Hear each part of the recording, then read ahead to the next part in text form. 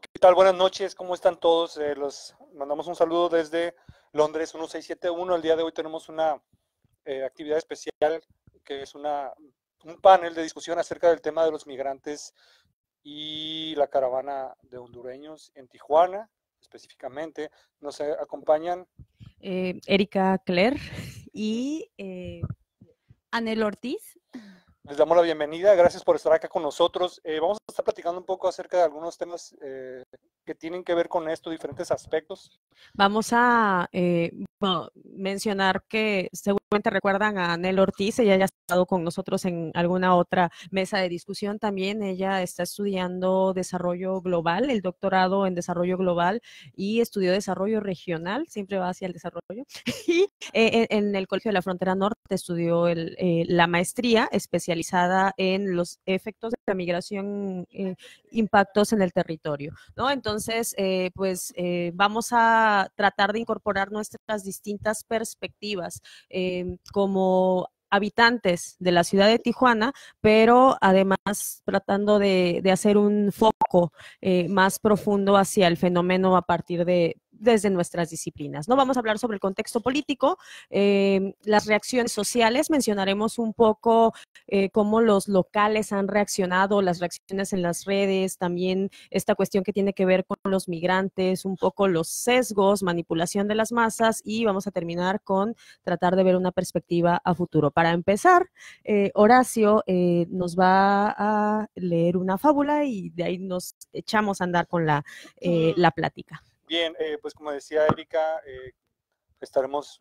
aportando sobre todo desde la perspectiva de nuestras profesiones y bueno, la mía es la literatura, así es que pues tengo interés de compartir un poco con ustedes algo que tal vez nos pueda ayudar a empezar a desarrollar esta perspectiva, digamos, importante para todos el día de hoy. Y siempre, claro, este es una fábula romana del escritor Fedro, que se llama El caballo y el jabalí. Me gustaría que si pusieran atención y para ver cómo la ligamos con este tema que estamos viviendo por estos rumbos y en estos días. Dice, el caballo y el jabalí. Todos los días el caballo salvaje saciaba su sed en un río poco profundo. Allí también acudía un jabalí que, al remover el barro del fondo con la trompa y las patas, enturbiaba el agua. El caballo le pidió que tuviera más cuidado, pero el jabalí se ofendió y lo trató de loco. Terminaron mirándose con odio como los peores enemigos. Entonces el caballo salvaje, lleno de ira, fue a buscar al hombre y le pidió ayuda. Yo enfrentaré a esa bestia, dijo el hombre, pero debes permitirme montar sobre tu lomo. El caballo estuvo de acuerdo y allá fueron, en busca del enemigo. Lo encontraron cerca del bosque y antes de que pudiera ocultarse en la espesura, el hombre lanzó su jabalina y le dio muerte. Libre ya del jabalí, el caballo enfiló hacia el río para beber en sus aguas claras, seguro de que no volvería a ser molestado. Pero el hombre no pensaba desmontar. Me alegro de haberte ayudado, le dijo. No solo maté a esa bestia, sino que capturé a un espléndido caballo. Y, aunque el animal se resistió, lo obligó a hacer su voluntad y le puso rienda y montura. Él, que siempre había sido libre como el viento, por primera vez en su vida tuvo que obedecer a un amo. Aunque su suerte estaba echada, desde entonces se lamentó noche y día. Tonto de mí, las molestias que me causaba el jabalí no eran nada comparadas con esto. Para magnificar un asunto sin importancia, terminé siendo esclavo. Moraleja, a veces con el afán de castigar el daño que nos hacen, nos aliamos con quien solo tiene interés en dominarnos. ¿Qué tal, ¿Qué opinan de la fábula o cómo creen que Híjole, tenga que ver con eso? impactante. Parece ser que tiene que ver todo con eso. Y creo que tal vez Anel, que es un poco más experta que yo en este análisis sobre el contexto político, partiríamos de en qué contexto es que viene. Es un poco complicado, platicábamos antes, resumir todo el contexto político alrededor del cual se desencadena una caravana particular, con las características particulares que tiene esta aquí en Tijuana, ¿no? Entonces me gustaría escuchar este primer resumen, análisis de Anel. Bueno, pues yo creo que habría que empezar por explicar un poco qué pasa en Honduras, es decir, qué es lo que podría provocar que haya un éxodo de personas hacia Estados Unidos. Y parte del origen es que en Honduras hay una crisis político-económica social desde aproximadamente el 2009, cuando hay un golpe de Estado que respalda de alguna manera a Estados Unidos, que tiene bastantes intereses puestos dentro de Honduras, porque tiene bases militares dentro de Honduras. Y con el golpe de Estado, lejos de desconocerlo como lo hizo en algún otro momento en algunos otros países, apoya el golpe de Estado. Y posteriormente a esto hay una crisis. Estados Unidos aportaba dinero económicamente a Honduras. Hay un proceso electoral en el 2017 que termina en fraude y ahora sí que secuela de este fraude electoral viene una crisis social. Hay un incremento del narcotráfico, de la violencia, de la pobreza en Honduras.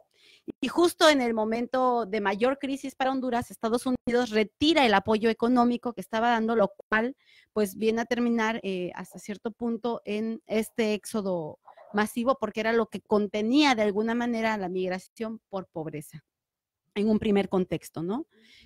Segundo contexto serían las elecciones intermedias de Estados Unidos, porque la caravana, es decir, esta caravana se inicia su trayecto justo en el momento antes de empezar, un mes aproximadamente antes de que sean estas elecciones intermedias, que en términos, pues, beneficiaba bastante a Trump. Y bueno, habría que exponer aquí la forma en cómo los mismos migrantes han narrado que se da esta caravana. Y una de estas narraciones es que se da a partir de la divulgación en un canal público que es HCH en Honduras, y empiezan a llamar diciendo que hay un grupo de migrantes, el cual dirige el señor Irineo Mújica, líder de Pueblos Sin Fronteras, y empiezan a decir que se están juntando 100 personas y que una vez que se junten ellos van a iniciar su camino hacia Estados Unidos. Entonces, a través de este canal lo empiezan a difundir a cada momento, a cada rato, y posteriormente incluso hasta empiezan a volantear en las calles, ¿no? Para que migren. Entonces, estamos hablando de un contexto social, político, económico, en donde el narcotráfico también se había adueñado de mucho de las calles y de la seguridad. Y en ese momento específico es cuando se empieza todo este andar de la caravana migrante, ¿no? Que se empiezan a dirigir hacia a las primeras fronteras, que es de Guatemala. El gobierno de Honduras intenta frenarla a partir también de lo que son invención de trabajos, es decir, intenta decir que va a generar trabajos, empleos. Algunos deciden quedarse, pero fue ficticio todo esto. Me platicabas hace rato, Erika, sobre algo que pasó en Veracruz, como antecedente de esto. No sé si quieres comentar un poco acerca de ese tema. Bueno, tal vez el hecho de que han habido experimentos sociales, como por ejemplo hace 50 años cuando se invitaba a las personas, aun cuando se les daba todos los documentos a que fueran a los Estados Unidos, no había esta intención de querer migrar, ¿no? Estamos entonces en un contexto, tiempo después ocurre que más bien se busca ya cruzar las fronteras no solo mediante programas braceros, ni legal ni con documentación, sino pues todo lo que ya sabemos nosotros dentro de nuestras redes sociales no virtuales.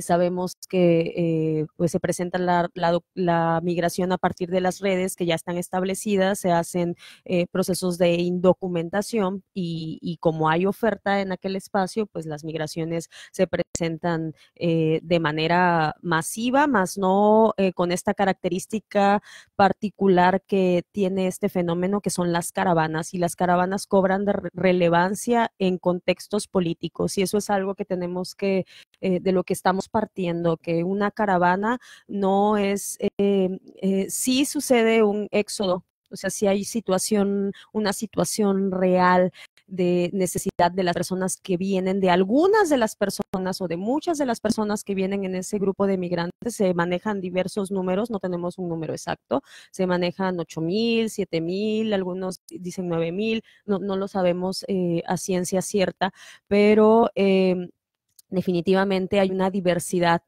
de grupos de personas que ahí aparecen, pero me parece importante resumir esto que decía Anel. Hay varios procesos que aparecen, la situación económica y de deterioro que sufre Honduras, el interés que representa internacionalmente, sobre todo para el gobierno de Donald Trump y probablemente también para cobrar terreno en el grupo de los demócratas, para generar simpatía por parte de sus votantes, sobre todo con relación a las reformas migratorias para las elecciones intermedias. Entonces tenemos todo este contexto y dentro de este contexto surgen estas teorías conspiracionistas en donde aparece quién está detrás de todo esto. Podríamos decir que no sabemos con exactitud, pero tenemos toda esta serie de teorías que podría ser de un lado o podría ser del otro. Partimos de eso, ¿no? En ese sentido, primero que nada, hay que partir tal vez de la idea de que esto es algo que ha sido manipulado, que ha sido movido por intereses de alguien o de algunos grupos o alguna instancia, ¿sí? Y no necesariamente es una iniciativa de los involucrados y los que se han movilizado precisamente, ¿no?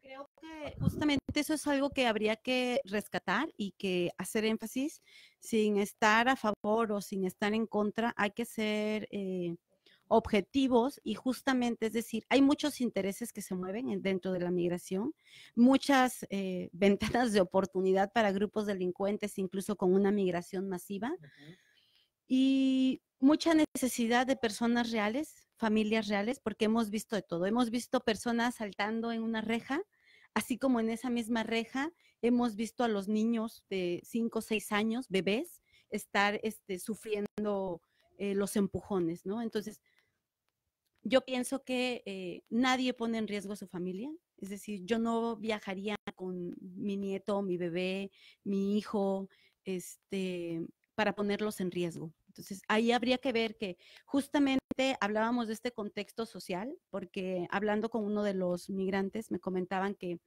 los esperaban afuera de la maquila, parte del crimen organizado, y les pedía el 50% de lo que ganaban. Es decir, él ganaba 1,600 lempiras, le pedían 800. Sí o sí, él las tenía que dar. Y en medio de esto, pues hay una debilidad institucional también, con instituciones podridas, inmersas dentro del narcotráfico, que ya no hacían el menor intento por tratar de frenarlo, ¿no? Un crecimiento de la violencia, y de esto es de lo que vienen huyendo personas reales. Hay otras personas que promovieron la caravana y que sin duda deben de tener, pues también interés incluso en el tráfico de personas, tráfico de niños, intereses políticos, por otro lado, pero sin duda dentro de esto hay una necesidad real de personas que están migrando por inseguridad, por pobreza, y que vieron la posibilidad, ¿sí? Que creyeron, ¿no? Porque ahorita vemos a muchas personas varadas que no tienen información de nada y la poca información que tienen es confusa, es aparte una información dudosa. Pensaban que era llegar a la frontera y ya llegué y ya me vieron y ya me van a dar los documentos, ¿no? Y resulta que ahora encuentran, pues encuentran a una sociedad que no los quiere, encuentran un proceso muy difícil, listas de esperas de más de mes y medio, Entonces, esto sí hay que aclararlo, o sea, dentro de toda esta migración viene de todo, Ujú. vienen personas, familias que tienen una necesidad real de migrar, pero también vienen personas con otros intereses, personas acostumbradas a delinquir, por supuesto que también deben de venir, porque no hay un filtro, ¿no? Es decir, se vino todo.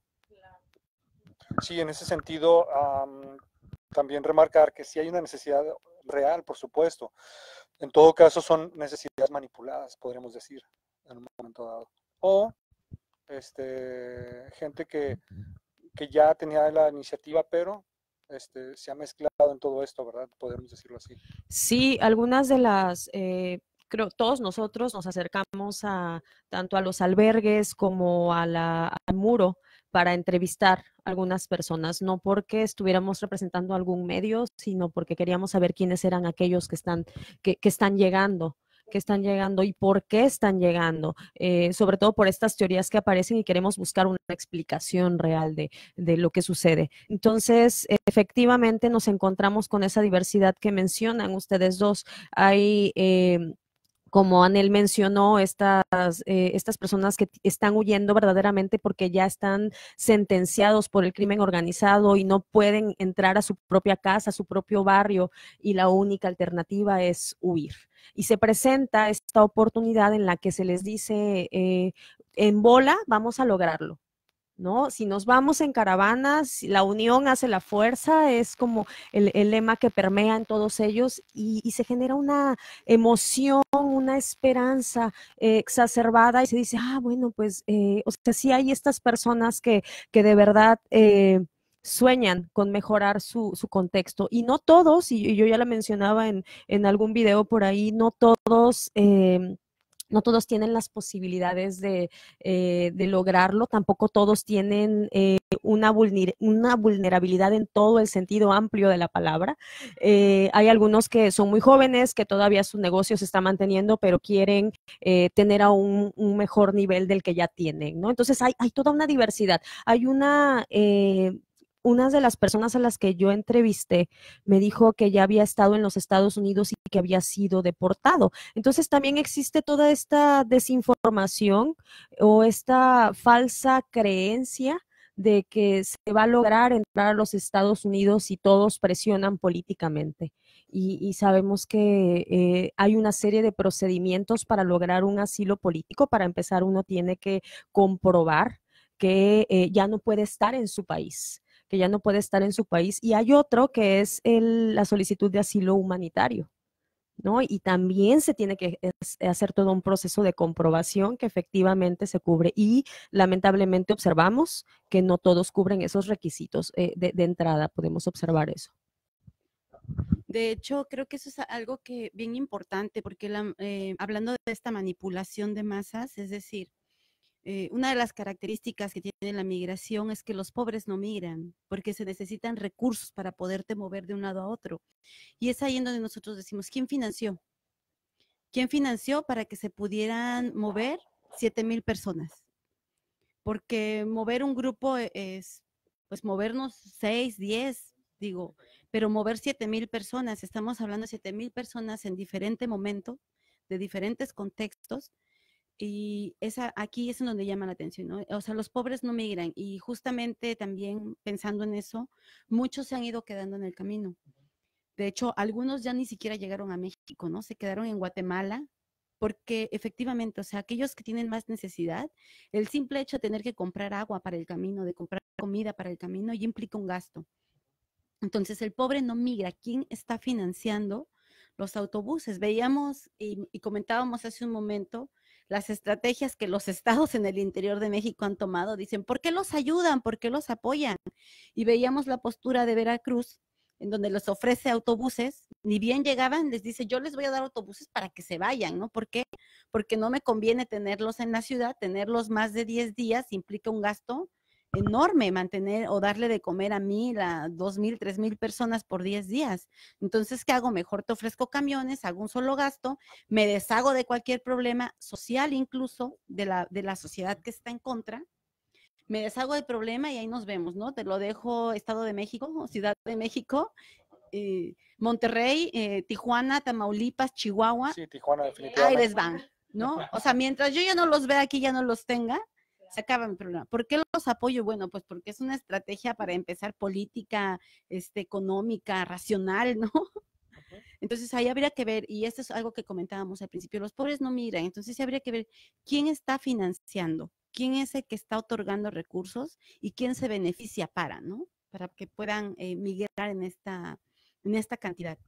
Sí, y en ese sentido, Erika, te estábamos comentando hace rato la idea de cómo los medios han manejado esto, a veces de una manera muy obvia, digamos. Creo, para mí yo creo que es bastante obvio, ¿no? Cómo manipulan no solamente la información, sino el ánimo de la gente, ¿no? Para tal Inclinando la vez, balanza hacia un lado. sí, no sé, si quieres comentar Sí, sobre eso. estábamos platicando antes de, bueno, antes de pasar a ese punto, me quedé con una idea, que es el hecho que esto de la caravana de Honduras se viene anunciando desde hace muchos meses. Entonces, estamos viendo la incapacidad de las autoridades mexicanas para atenderlo y más bien es un reflejo, me parece, esto también me interesaba mencionarlo, de la falta de planeación en cualquiera de las acciones que se tienen que tomar. Existe un instituto de migración y hay muchos meses atrás en el que se avisó, va a venir una caravana de migrantes y cuáles fueron las acciones específicas que se hicieron, no las podemos observar.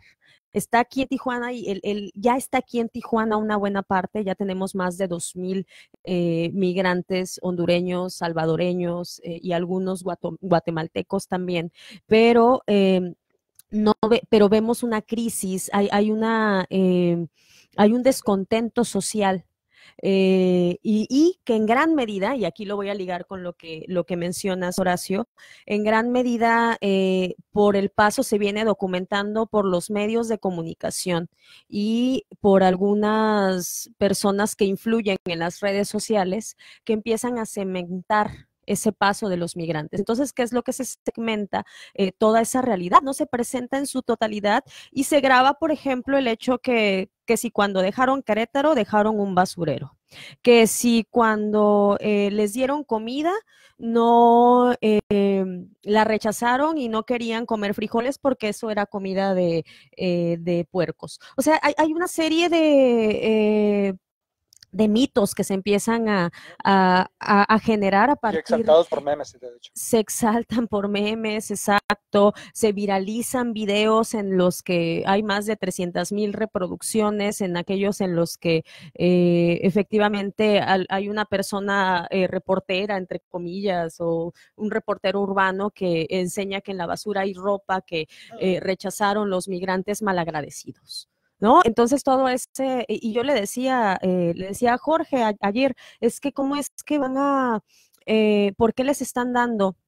O sea, la gente también llega humanitariamente, quiere dar, y no hay una organización en la que se esté regulando qué es lo que hace falta, qué es lo que no hace falta. Parece que ahorita se están organizando mucho mejor aquí en Tijuana, pero en estos pasos, en este tránsito, no lo había.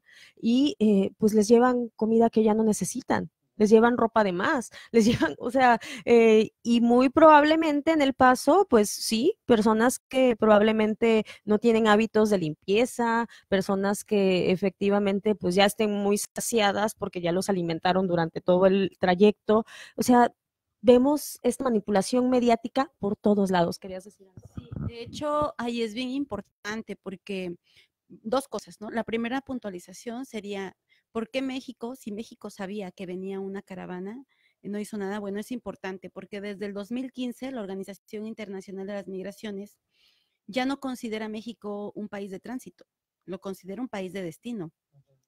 Y tiene recomendaciones, ha tenido recomendaciones por parte de la ONU y ha hecho omisión, no tiene protocolos, es decir, le dieron las recomendaciones, no hace protocolos, hace omisión de todo lo que le dicen y tenemos una crisis, que ya la habíamos tenido con la crisis, la llegada de los haitianos. ¿Sí? Es decir, no es la primera vez que nos pasa, no es la primera vez que vienen caravanas, ya ha pasado anteriormente y seguimos haciendo omisiones, ¿no? Por un lado. Por otro lado, la sociedad en México, la sociedad civil ha dado respuesta. tenemos estados en donde siempre han recibido migrantes como Chiapas, donde están acostumbrados a la llegada de migrantes, en donde tenemos a las matronas, en donde tenemos organizaciones, corazones, etcétera, ¿no? Que siempre han dado respuesta. Tijuana de alguna manera aprendió de la experiencia que hubo en 2014-2016 con los migrantes haitianos, pero lo que no tenemos es una relatoría. Y eso es bien importante rescatarlo. ¿Por qué? Porque justamente la versión que nosotros tenemos son versiones fragmentadas de todo. Tenemos pedazos de video en donde nos muestran cómo los hondureños desprecian la comida, fragmentos de una caravana que se fue y que después en otros noticieros o este equipo de verificados sacó incluso el amotinamiento de las fronteras que pertenecían a otra frontera, que pertenecían a otro momento de la historia, a otro evento y que lo retoman para poderlo manipular, ¿no? Tenemos fotos también que pertenecen a otro tipo de manifestaciones y que los retoman con esta caravana, pues obviamente politizando.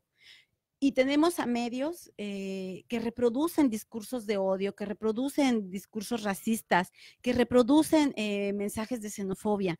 Y esto es lo que llega y lo que impacta a la mayoría de las personas, que si bien no voy a decir que no tengan una postura, una visión de las cosas, sí se ve manipulada a partir de toda la información de los diferentes medios.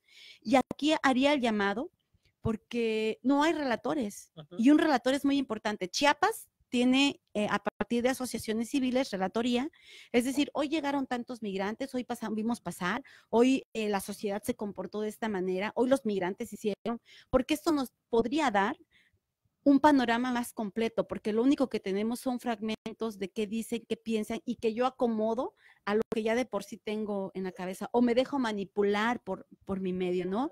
Y aquí sería muy importante que tuviéramos relatores o que hubiera relatores dentro de la sociedad civil. Exacto, de hecho hace falta esta crónica y en ese sentido yo creo que es importante pensar a quién le conviene que no haya esto, ¿cierto? Es una forma más de manipulación o de direccionar esta situación, decíamos, del ánimo también. ¿Qué pasa, por ejemplo, con el hecho de que que está generalizado? Bueno, eso mismo, y también sobre todo que está polarizado más bien, ¿sí? Es importante observar que ambos aspectos, ambas posturas se encienden por parte de lo que los medios dicen. No sé, ¿qué opinas? Y que me parece que debemos de empezar a dejar de ver las cosas como entre dos polos, porque no existe tal cosa en la realidad. No es que aquellos que odian a los migrantes y aquellos que aman a los migrantes. Hay una serie de matices, de observaciones y de posturas. Hay quienes no quieren ver perturbada su tranquilidad en el espacio en el que se encuentran y sin embargo son humanitarios con los que llegan, ¿no? O sea, hay toda una serie de... Y lo que hacen los medios, lo que hace la manipulación mediática, y yo ya mencionaba previamente y lo discutíamos, que hay una serie de fenómenos psicológicos ya bien analizados que nos hablan de que generalmente nosotros hacemos un sesgo de representación de la realidad.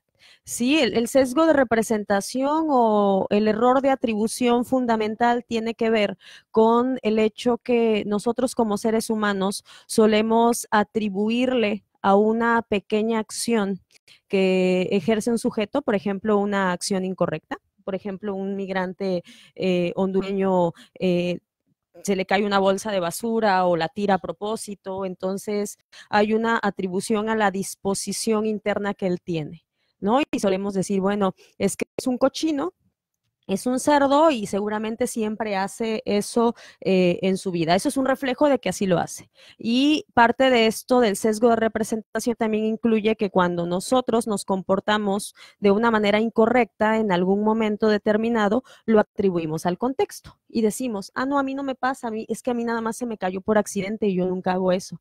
Entonces, no podemos, es muy difícil que generamos este traslado de lo que a nosotros nos ocurre hacia esas otras personas. ¿Y a qué es a lo que lleva esto? Este error de atribución a la generalización y a lo que ya hemos hablado en algunos de los otros programas aquí en Londres 1671, que es sobre el caer fácilmente en falacias.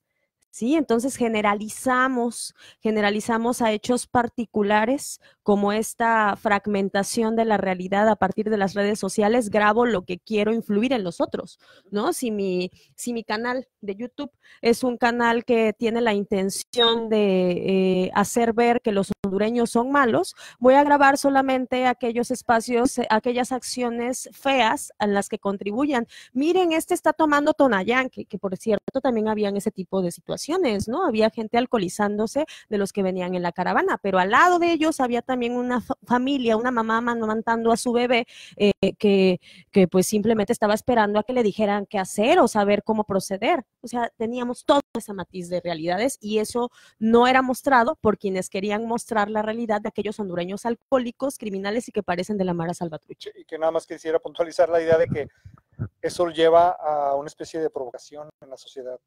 Y aquí sería, y nuevamente, ¿no? Digo, ¿de quién son los intereses? Porque en la semana vimos este tipo de videos, que yo estuve reportando muchos por odio y no pasaba nada, pero subieron una foto de el tiempo de los braceros, de cuando querían entrar igual de golpe, con toda la narrativa, ¿no? En donde explicaban que México tenía una historia de migración, que había sufrido racismo, que habían sido víctimas de xenofobia, etcétera, y la reportaron y la bajaron.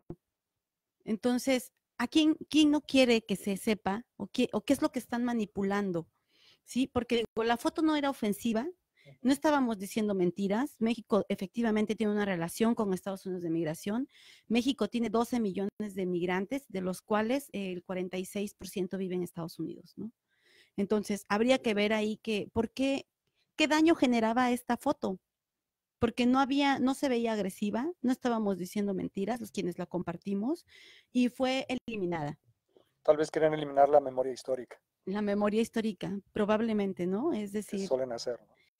y a mí me llamaba mucho la atención justamente la viralización de este tipo de videos y la generalización, como mencionaba Erika, porque también hay una generalización en dos sentidos, ¿no? Y respecto a la respuesta de la sociedad, es decir, no sé si recuerdan, hoy vi un meme, hablando de la viralidad de los memes, que decía que rápido se les olvida de cuando hubo un juego con Alemania y que hubo un mexicano que se orinó y que estaba haciendo como que fornicaba arriba de la bandera y que entonces todos los mexicanos salieron a defender, no somos todos los mexicanos, no nos representa, etcétera, ¿no? Y hoy en día si toman la foto de un hondureño y entonces si todos son iguales.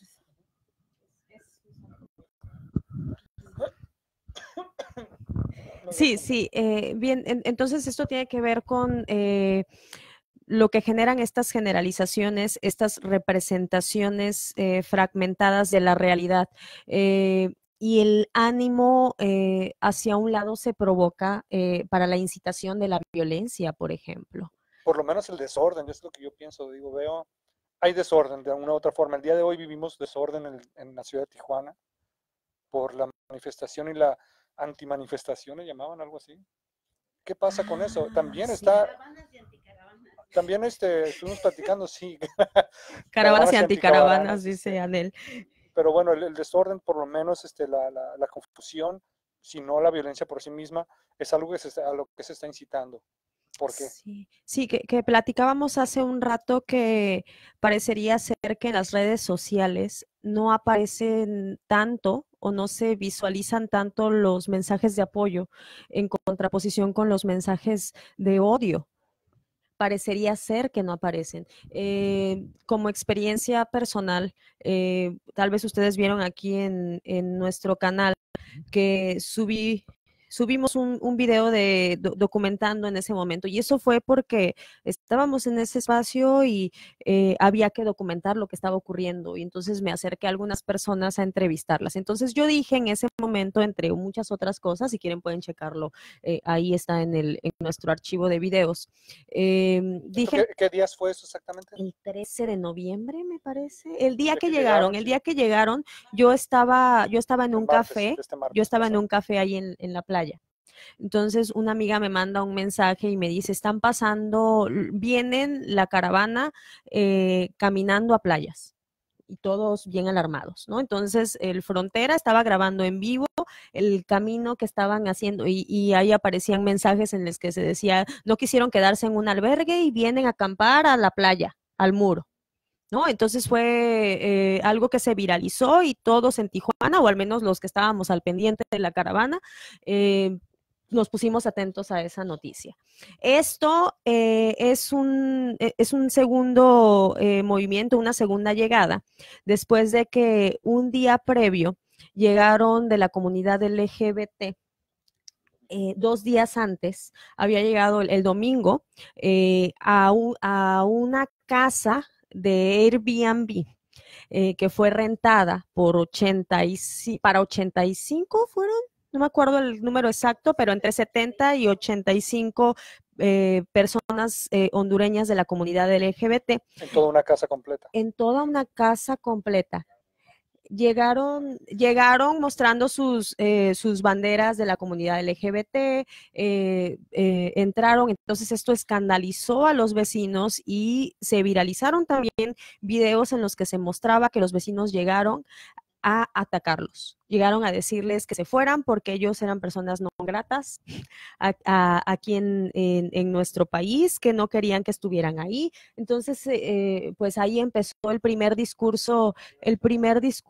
Fueron como 2 o 3 vecinos de ese vecindario, representantes de los vecinos de playas. Ellos se presentaron como representantes de los vecinos de playas. Entonces, eso fue el primer punto. Entonces, un par de días llega estas alrededor de 350 personas caminando desde el centro. Ya habían llegado estos primeros camiones del segundo contingente, que hay que decir que no venían los de la comunidad LGBT con el resto de la caravana. Llegaron el domingo la comunidad LGBT y el resto de la caravana, los primeros camiones llegan el martes. Entonces se fueron caminando desde el centro hasta el muro. Cuando yo llego al muro, pues me pongo a reportar, ¿no? Esto nada más es como un recuento de cómo han estado las cosas y para comentar cómo los ánimos se encienden. Entonces yo digo, no veo que estén dejando basura, se ve que ellos me dijeron que iban a recrearse porque ya estaban muy cansados y que iban a disfrutar de la playa. Entonces yo es lo que dije, eso me dijeron esas personas. Subo este video, además de en Londres, lo subo al YouTube y recibí, yo creo que alrededor de 250 mensajes en los que me decían que ojalá que cuando me violen, los hondureños siga apoyándolos. Y debo decir que no dije ningún discurso de apoyo, que ojalá que me levanten, que muchas palabras altisonantes que no quiero reproducir en este momento, pero mi vida peligraba y que mi vida peligraba, que tuviera cuidado, que si me veían que me levantaran, o sea, esa serie de cosas desde el anonimato, ¿no? Entonces esto también, la lista de los que comentaron. Ya los reportamos por la policía cibernética, pero bueno, este es otro tema que ahorita podemos ahondar, tal vez continuar con este recuento de cómo han venido las... Pero antes, si me permiten, a propósito de comentarios, nuestro público, vamos a saludar a quienes pues, nos están acompañando el día de hoy. Tenemos a Melody Castorena, ¿qué tal? Fernando Ruiz. Tenemos a Félix Jesús, ¿quién es Félix? Ah, sí. Tenemos a Alexis AKDH, no sé qué sea. Ezequiel Cervantes, que nos da un buen saludo y un comentario aquí un poco largo, pero le estaremos comentando acerca de la buena calidad de la gente, la calidad de la gente de Guatemala, algo así. Tenemos a José Vela, un saludo. Samantha Peralta, Mira, Melgar, Distrito 10. ¿Quién es Distrito 10? Bueno, también tenemos a Billy Hicks. Un saludo a todos que nos están viendo, gracias por acompañarnos. A Araceli Gómez, a Ramiro Jurado, que están viendo. Perdón, sí, bueno, Gaby también estaba por ahí. Sí, también Irina, Gaby. Sí.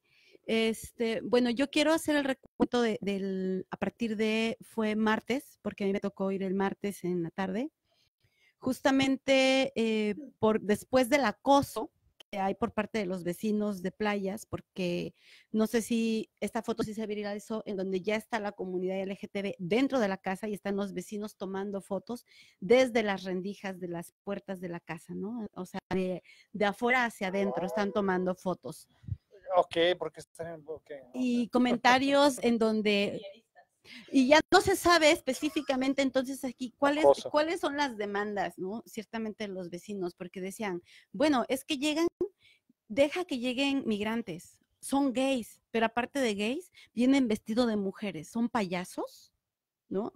O sea, entonces, o sea, tu discurso, ¿hacia dónde va? ¿Tu discurso es porque llegan los migrantes? ¿Tu discurso es un discurso homofóbico? ¿Es un discurso transfóbico? ¿Es aporofóbico? Porque también otra de las críticas era, ¿no? ¿Por qué rentaron una casa? ¿No que son pobres y necesitados? Entonces, hay una diversificación justamente de este tipo de comentarios en donde desde muchos lados se pueden observar, pues, que son mensajes que fomentan el odio, ¿no?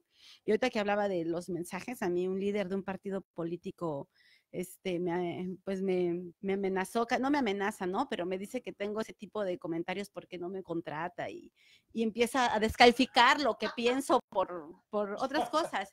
Y aquí es bien importante aclarar, es decir, no es feminazi, sí, también feminazi, ¿no? Es muy importante aclarar que hay que tener una visión más objetiva, más crítica. Es decir, no importa si estás de acuerdo, a favor o no, pero tienes que cuestionar por qué está pasando esto. A mí me toca ir el martes, voy el martes en la noche, ese día se reúnen por primera vez los vecinos y me toca ver cuando llegan los camiones por los migrantes y estaba César Plasencia, que es el representante de migración municipal, con los camiones y veo, la verdad, he de decir que en ese momento me pareció una muy buena intervención de las autoridades, Policía Federal, que hablaba directamente con los migrantes, tratando de llevarlos a un asilo porque ese día hacía mucho frío, los vientos estaban muy desatados y los migrantes no se querían ir y que también esta es una cuestión que hay que separar. Hubo migrantes que llegaron en camiones trasladados, pero había otros más que venían caminando y dentro de esos otros más que subieron caminando hasta Playas, traían bebés, carriolas, es decir, ¿por qué? Digo, a favor y en contra, ¿no? Es decir, están queriendo mostrarnos una cara sensible, familiar de la migración, o en realidad es que estas personas vienen migrando por su cuenta, o sea, porque por los dos lados, ¿no? Es decir, por un lado puedo mover, motivar, sensibilizar a partir de ver niños, familias caminando, por otro lado, pues también o en realidad es que vienen ellos por su cuenta, vienen solos.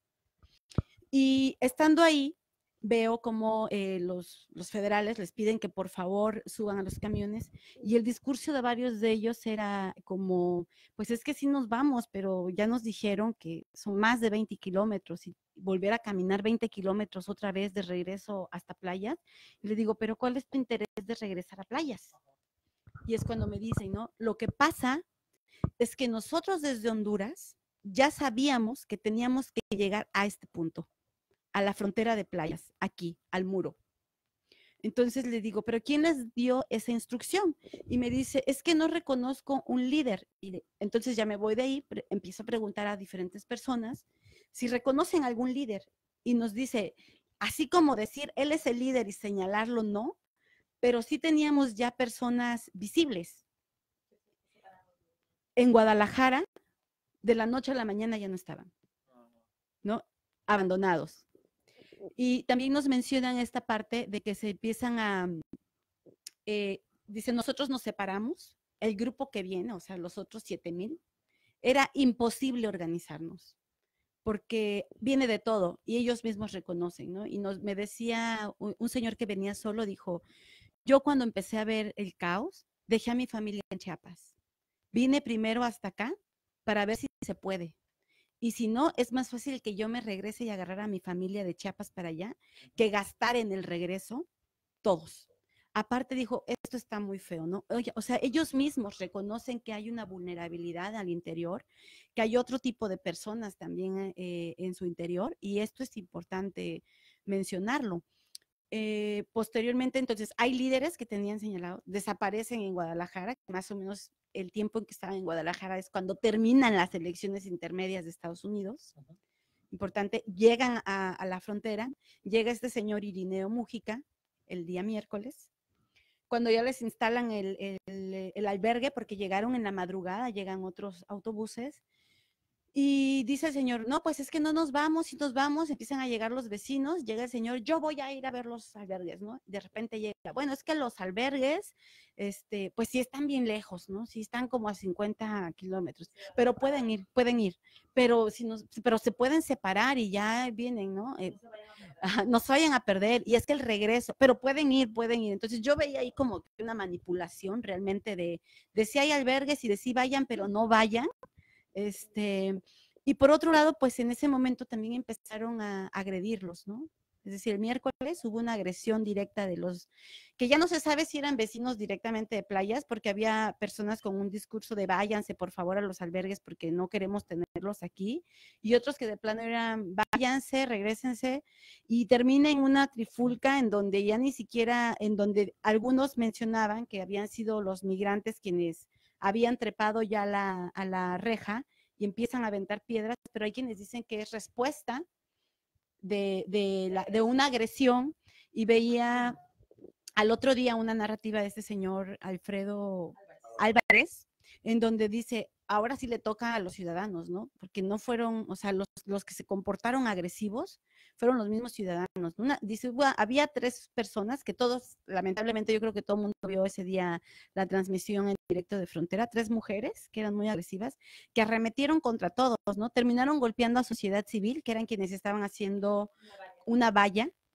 como lo han hecho en otros estados, una valla para que se separe justamente, es decir, pues ya van a pasar, que pasen, golpean a sociedad civil, a una chica, después se empiezan a ir contra los reporteros, después empiezan a apedrear incluso a las autoridades. Entonces, pues, ¿quién es el violento? ¿No? Yo me quedé pensando en ese momento, porque están esos 2 sectores, es decir, había otro sector de playas, y por eso es importante lo de la generalización, porque no eran todas las personas que estaban en contra de migrantes quienes estaban agrediendo, eran 3, 4 personas, y no eran todos los que agredían. Había personas que estaban en las vallas, pero abajo había niños llorando, y esos ningún medio los tomó. Nadie tomó a los niños y a las familias, porque alrededor del mirador de los delfines que está ahí, alrededor estaban todas las familias. Ahí estaban casitas de campaña y que no se querían ir por los niños, ¿no?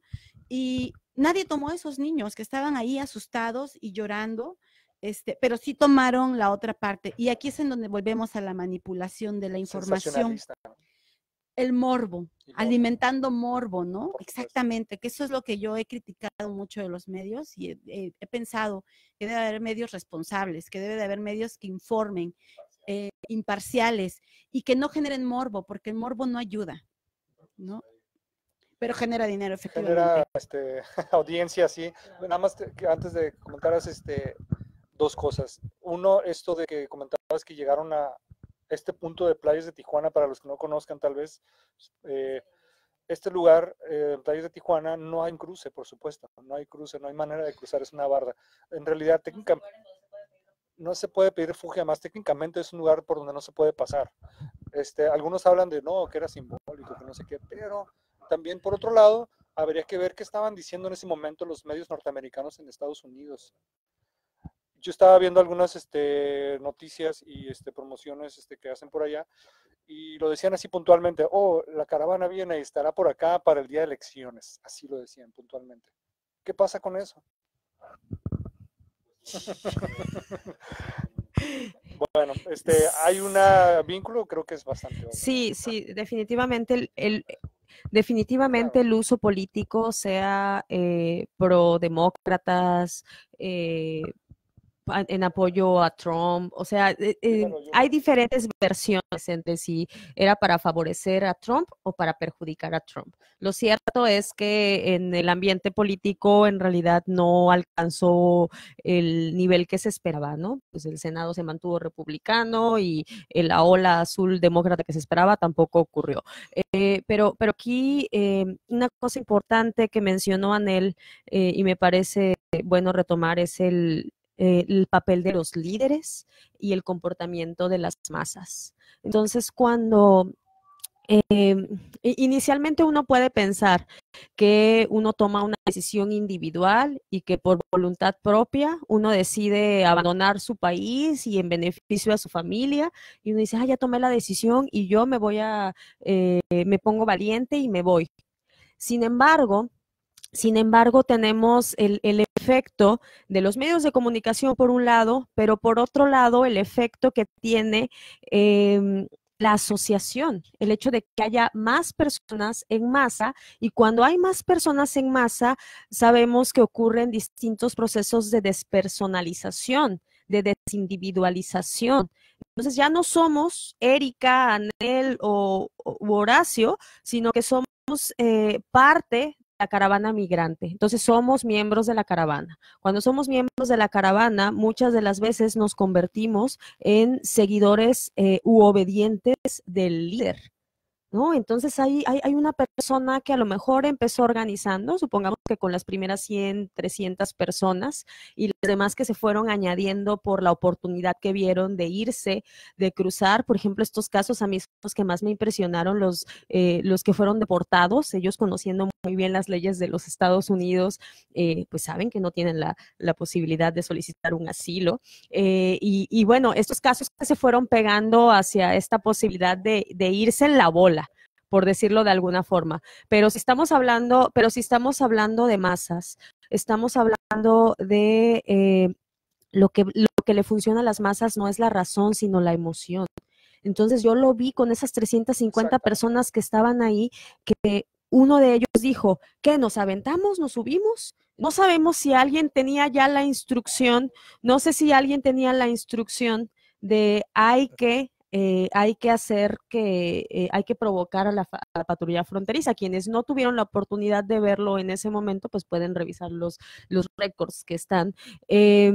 Cuando a todas luces no tienen la menor posibilidad de que no, ellos. Y ellos mismos sí. decían que no iban a cruzarse. Yo les pregunté a algunos de los que se montaron ahí en la barda, oye, ¿te quieres cruzar? No, y nada más estaban riendo, decía, no, nada más estamos provocándolos, tienen miedo de nosotros, mira la patrulla, y así, y les gritaban, sí, pinche Trump, tienes que hacer más grande el muro, y daban consignas como esas. Entonces ya no había un comportamiento de un individuo, sino había un comportamiento de una masa, no era racional para empezar. Y no era nacional, no tenía esa lógica.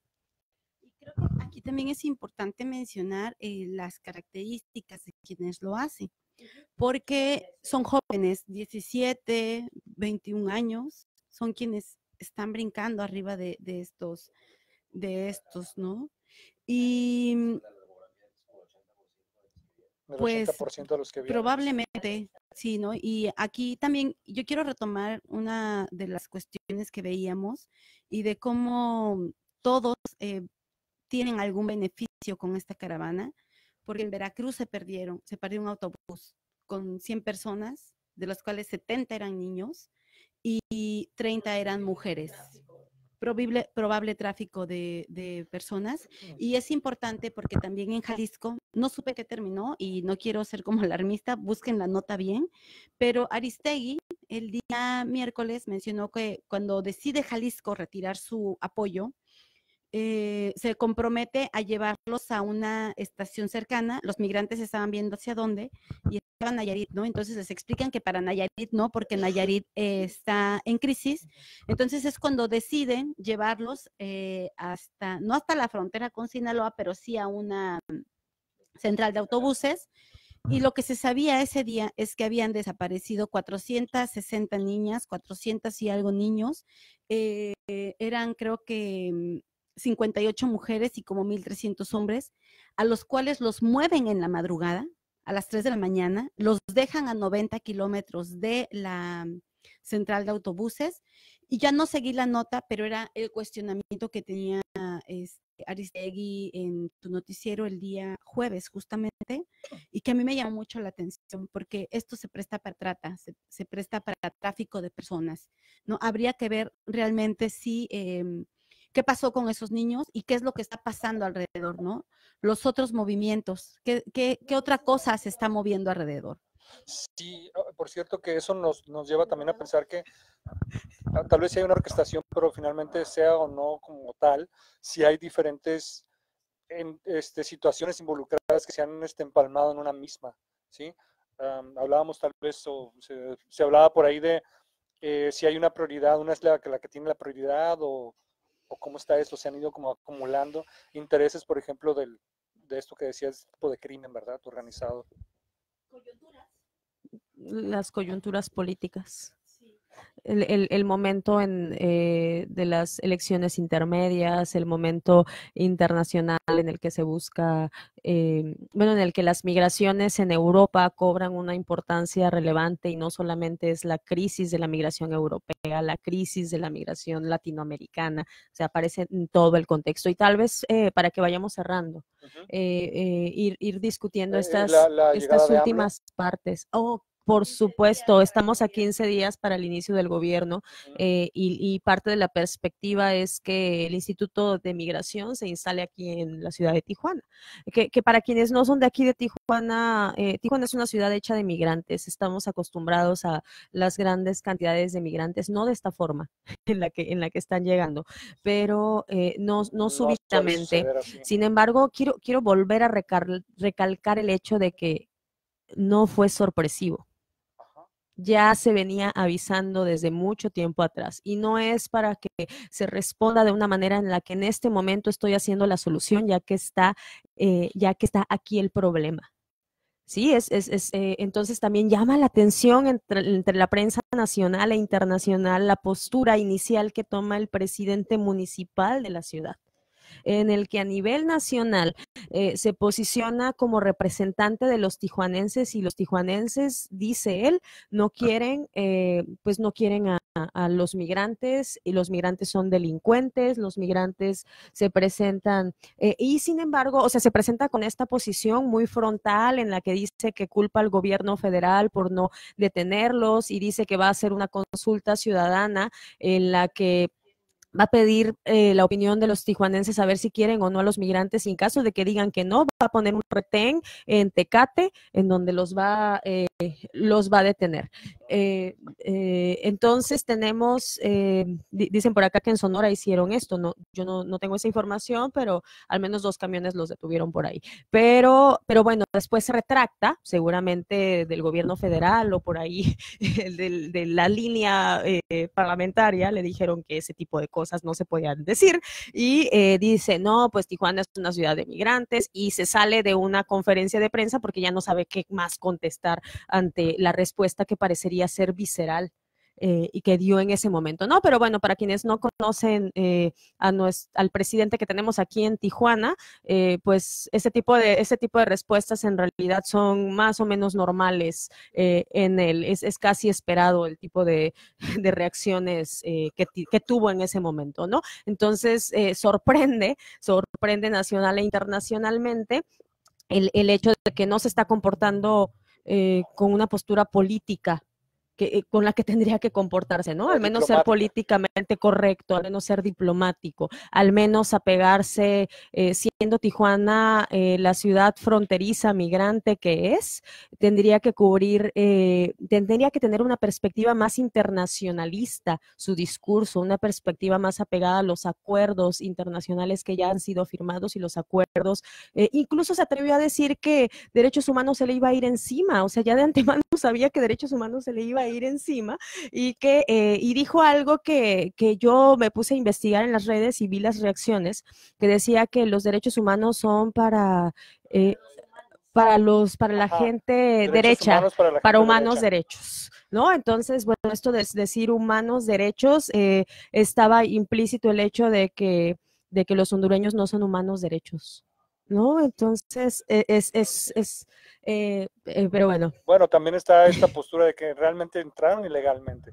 y con violencia, pero bueno, nada más también quisiera tal vez preguntarles o qué opinan en ese sentido. Comentamos muy al principio de la plática esta manipulación de esas necesidades. ¿Qué posibilidad habría de hacer algo para contrarrestar esta percepción que tienen allá? De decir, no, tal vez la cosa no es como lo pensaban. Yo creo que es justamente creo que muchas personas de las que llegaron ya se dieron cuenta de que las cosas no son fáciles y creo que justamente aquí es en donde reina la información. De hecho, algunas asociaciones de Estados Unidos, de San Francisco y de aquí mismo de Tijuana, lo que han estado es dar información porque hubo una familia que se brinca, le pasan a su bebé, le pasan a su hija, se entrega. Hay un señor que también dice, ya me cansé, ya no tengo ni un centavo, tengo hambre, me voy a entregar. Pero no saben que lo que les espera es cárcel, 6 meses. Y eso es lo que estas asociaciones están haciendo, ¿no? Dar información, porque justamente los migrantes llegaron y llegaron con la idea de ya llegué, me van a ver, pues voy a pasar o voy a hacer un portazo, ¿no? Como el que hice en la frontera de Guatemala. Pero pues ciertamente la realidad no es así aquí. Se han encontrado con una realidad social muy dura, yo creo que ni siquiera se imaginaban, yo creo que jamás validaron lo que podía pasar y lo están viendo. Entonces sí es importante esa la información y, y aquí es en donde vuelvo a retomar. Ese es el punto de los medios. O sea, los medios deben de ser medios responsables. Necesitan ser objetivos, veraces, porque dar información fragmentada no apoya, no aporta para las personas que están en contra, siquiera no aporta para las personas que estamos, pues no, si no a favor, por lo menos sí en la idea de que se deben de respetar los derechos humanos, ¿no?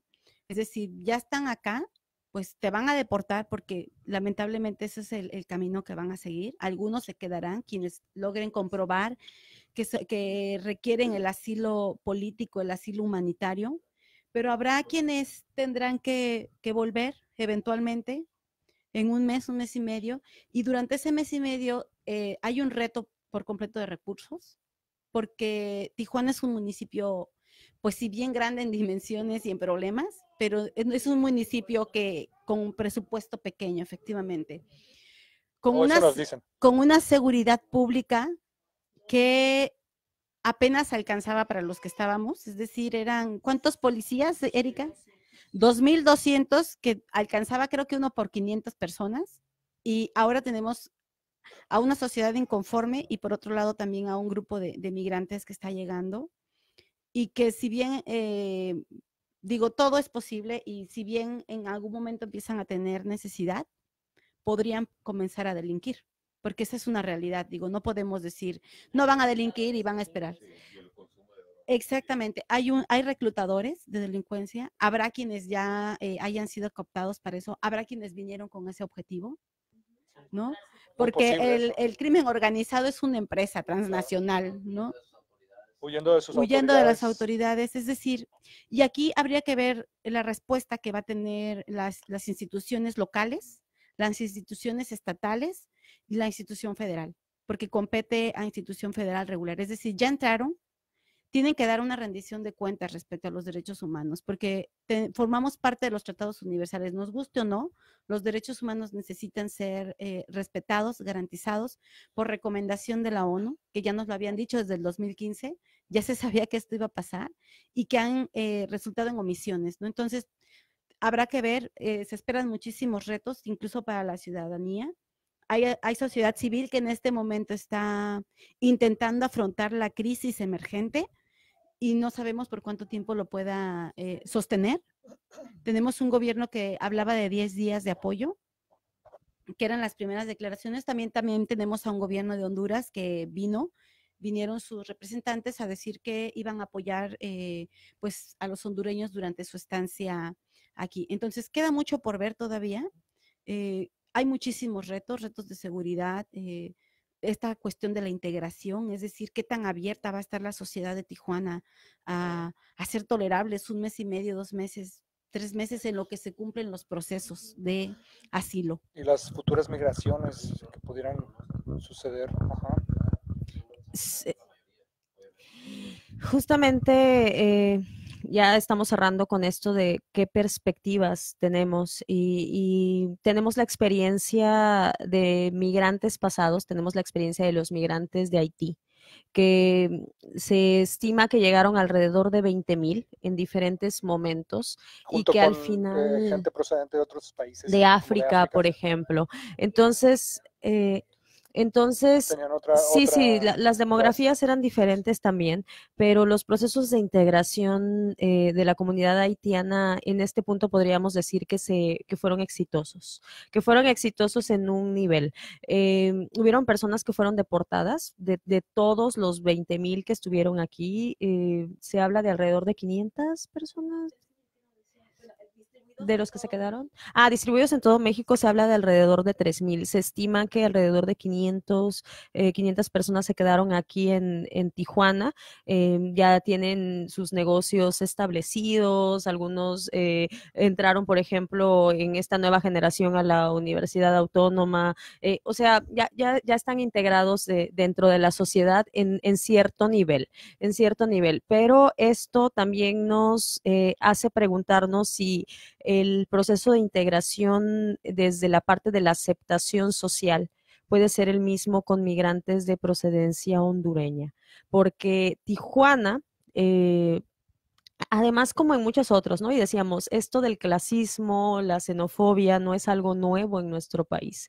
Tal vez lo estamos visibilizando más porque tenemos más acceso a las redes sociales y más personas pueden emitir su opinión sin ni tan siquiera pensarla un segundo en el momento en el que se está escribiendo, ¿no? Entonces, el clasismo, el racismo, la xenofobia ha existido desde siempre. Aquí en Tijuana se tenía un dicho, ¿no? Que por ejemplo, para los mexicanos después del terremoto del 85, los de la Ciudad de México se vinieron para acá y detestaban, rechazaban la llegada de los chilangos, decían, haz patria, mata a un chilango, discursos de este tipo se emitían. Después con los sinaloenses, las personas de Mexicali también rechazadas aquí dentro del mismo estado, pues, o sea, yo creo que También.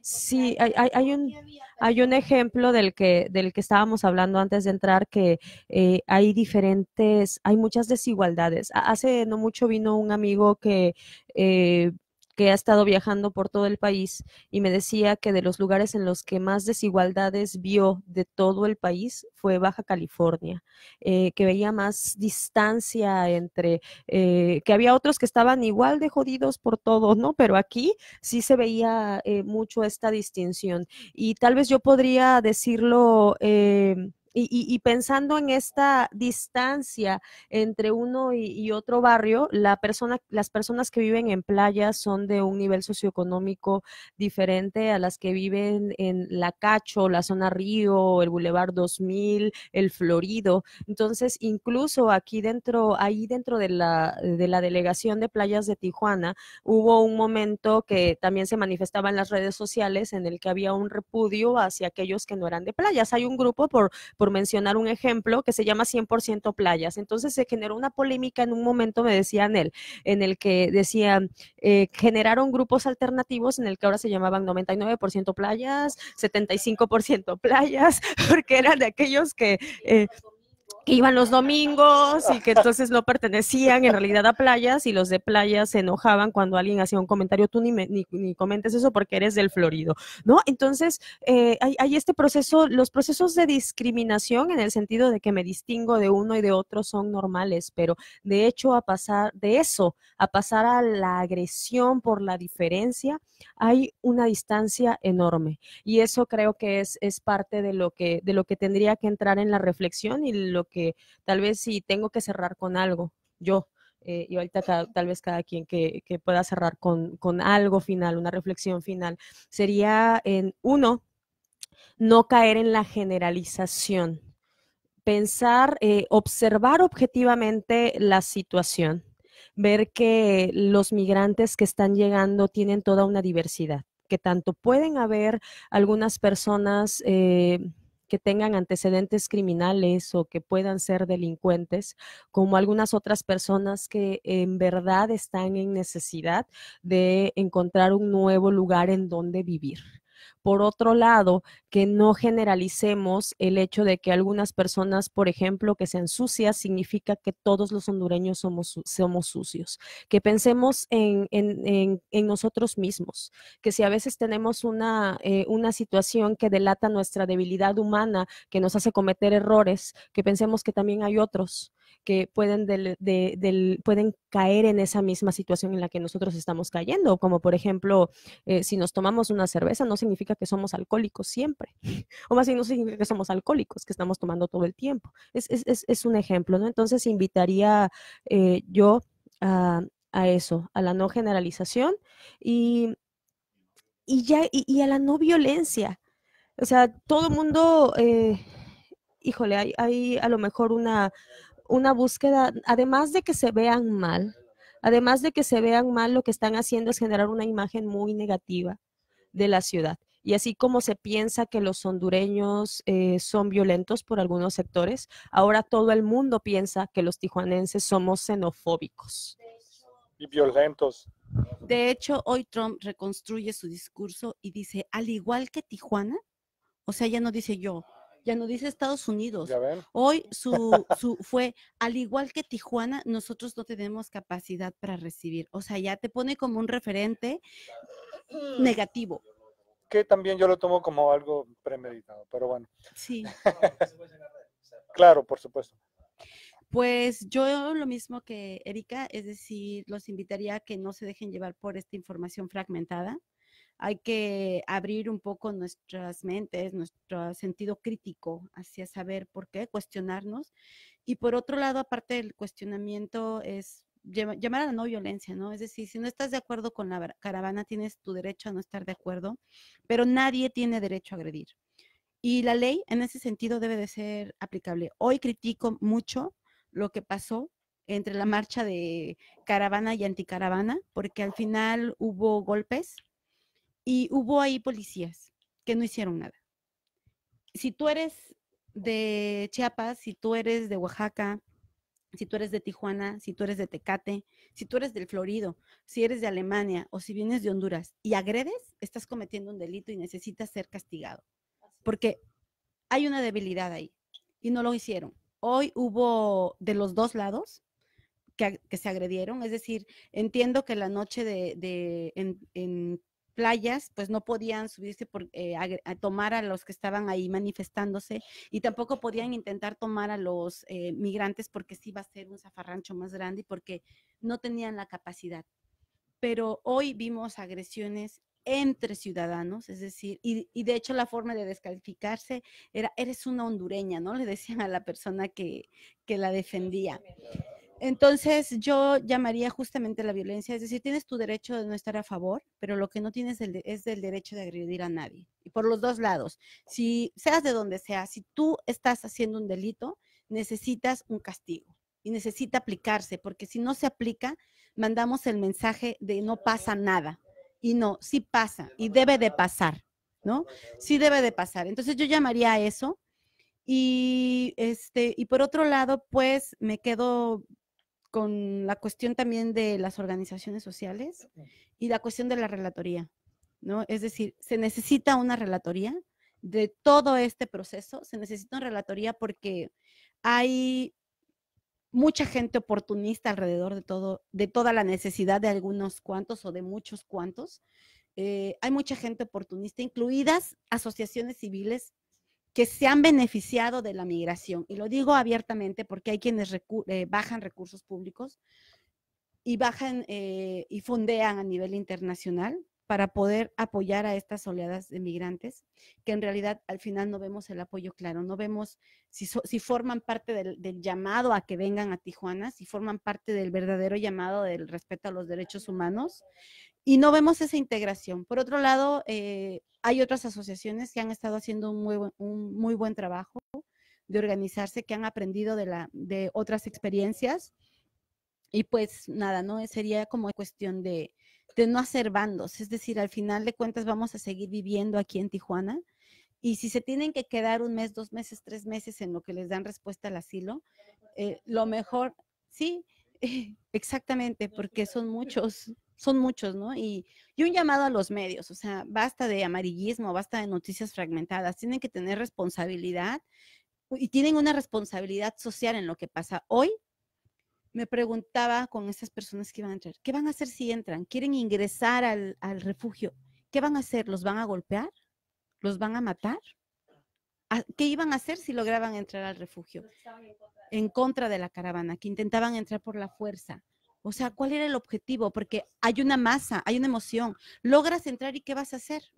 No hay Porque no es cordura, nada más ya entré, ¿no? O no hay sea, conciencia. entonces justamente yo creo que ahí tienen una responsabilidad muy grande los medios, porque es muy fácil incitar a la violencia, como llamar por otro lado a la paz o como mantenerte de plano imparcial, ¿no? Si no quieres transmitir de manera imparcial y que cada quien juzgue, pero estas noticias sensacionalistas, amarillistas, fragmentadas, incompletas, no les sirven a nadie.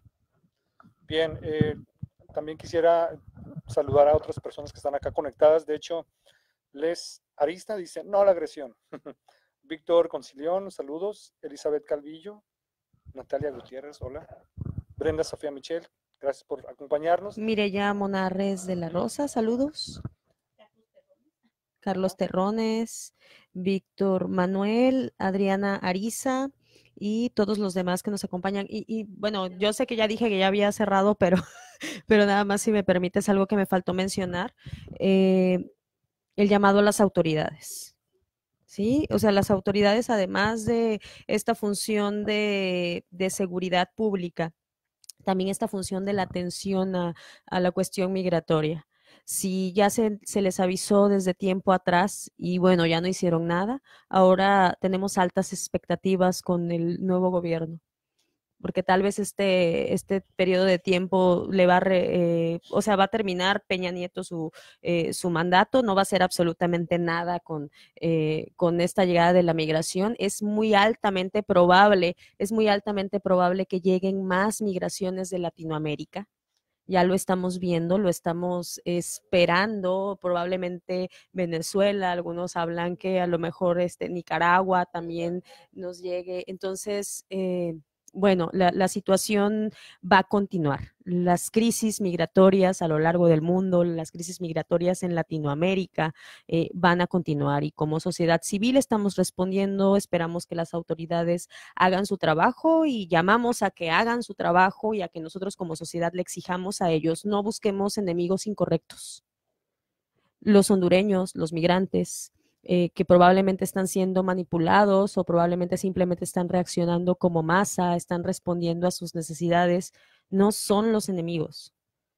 Tampoco estoy diciendo que las autoridades sean las enemigas, pero podrían ser si no hacen su trabajo y si responden también a los intereses políticos internacionales.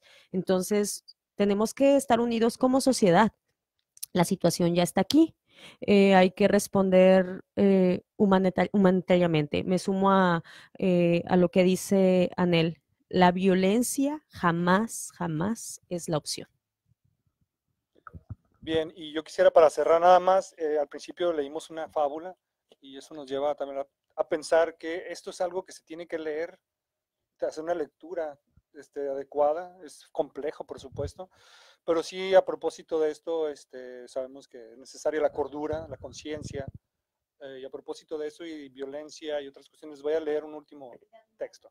Calidad humana. Les voy a leer para finalizar, otra fábula de la India, del Panchatantra del siglo II a.C. Este es Los Brahmanes y el león. En cierto pueblo había 4 brahmanes. Los brahmanes son estos sabios de la India, ¿no? 4 brahmanes que eran amigos. 3 habían alcanzado el confín de cuanto los hombres pueden saber, pero les faltaba cordura. El otro desdeñaba el saber, solo tenía cordura.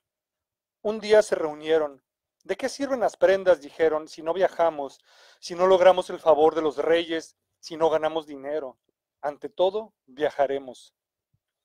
Pero cuando habían recorrido un trecho, dijo el mayor, uno de nosotros, el cuarto, es un simple que no tiene más que cordura. Sin el saber, con mera cordura, nadie obtiene el favor de los reyes. Por consiguiente, no compartiremos con él nuestras ganancias. Que se vuelva a su casa. El segundo dijo, mi inteligente amigo, careces de sabiduría, vuelve a tu casa. El tercero dijo, esta no es manera de proceder, desde chicos hemos jugado juntos.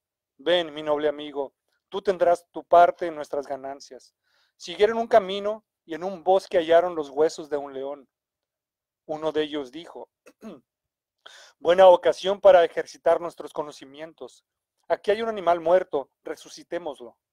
El primero dijo, sé componer el esqueleto. El segundo dijo, puedo suministrar la piel, la carne y la sangre. El tercero dijo, sé darle vida.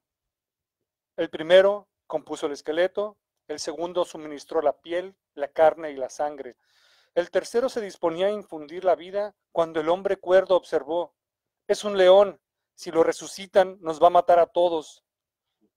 Eres muy simple, dijo el otro, no seré yo el que frustre la labor de la sabiduría. En tal caso, respondió el hombre cuerdo, aguarda que me suba a este árbol.